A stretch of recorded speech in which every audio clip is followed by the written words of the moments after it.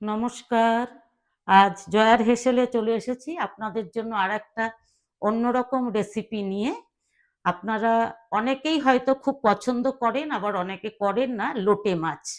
তাই লোটে মাছের অনেক কিছুই হয়। আজ আমি দেখাবো আপনাদেরকে লোটে মাছের ঝুরা কি করে করে। এটা খেতে কিন্তু ভীষণ সুস্বাদু।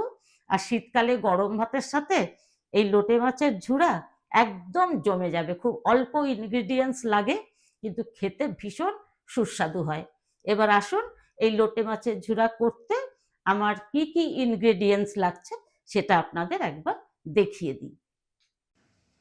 আমি এখানে লোটে মাছ নিয়েছি 500 গ্রাম।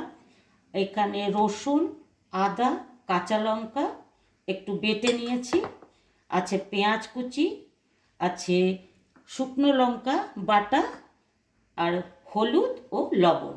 এই কটা উপকরণে আমার এই লোটে মাছের ঝুরা হয়ে যাবে।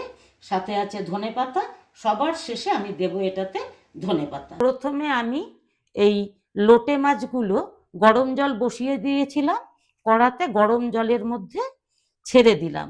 লোটে মাছগুলো সিদ্ধ করে নিয়ে আমি এটা মাঝখানে একটাই কাটা হয়, সেটা আমি কাঁটা চামচের সাহায্যে একটা কাঁটা সরিয়ে নেব, আর গোটা মাছটা আমি পেয়ে যাব কাঁটা ছাড়া। 7 মিনিট সেদ্ধ করার পর লোটে মাছগুলো, যেহেতু এটা কাঁচা লোটে, 5 মিনিটেই হয়ে গেছে সেদ্ধ।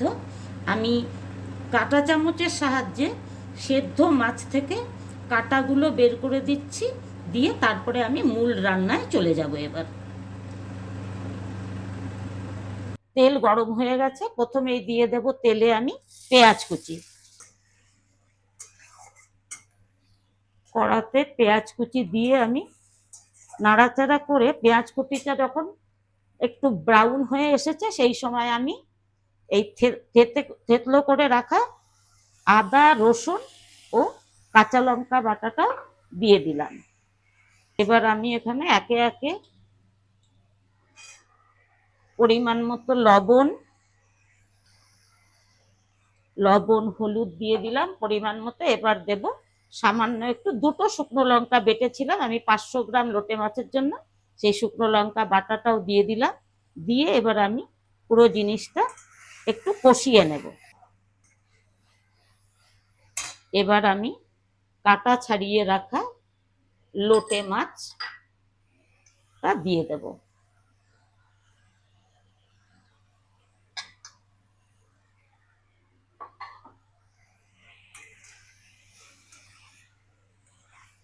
কিছুক্ষণের জন্য আমি এটা ঢাকনা দিয়ে রেখে দেব। 5 মিনিট পর আবার ফিরে আসছি। 5 মিনিট পর ফিরে এসে ঢাকাটা খুলে দিলাম।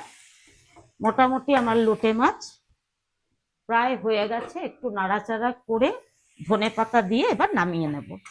এবার আমি এই ধনেপাতা কুচিটা লোটে মাছের মধ্যে দিয়ে দিলাম। এই দেখুন, আমার লোটে মাছে আর একটুও জল নেই, পুরো জল শুকিয়ে গেছে এবং ধনেপাতা দিয়ে দিয়েছি। এবার আমি নামিয়ে দিচ্ছি।